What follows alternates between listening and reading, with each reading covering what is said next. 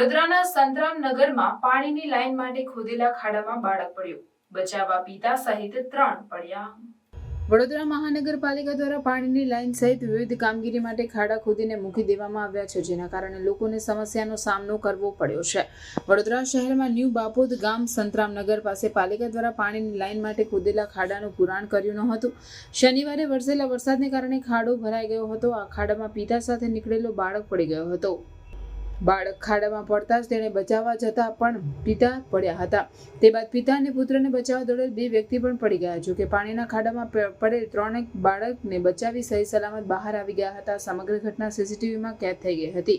વડોદરા શહેર અને જિલ્લામાં ભારે વરસાદને કારણે તારાજી સર્જાઈ છે અને અનેક વિસ્તારોમાં જળબંબાકારની પરિસ્થિતિ છે, જેમાં પાલિકાના ખાડે ગયેલા તંત્રના કારણે શહેરના ન્યૂ બાપોદ ગામ સંતરામનગર પાસે મોટી દુર્ઘટના બનતા બચી ગઈ। આ ઘટનામાં પાલિકા દ્વારા પાણીની લાઈનનું કામ કરવામાં આવી રહ્યું હતું। પાણીની લાઈન માટે 5 થી 6 ફૂટ ઊંડો ખાડો ખોદવામાં આવ્યો હતો।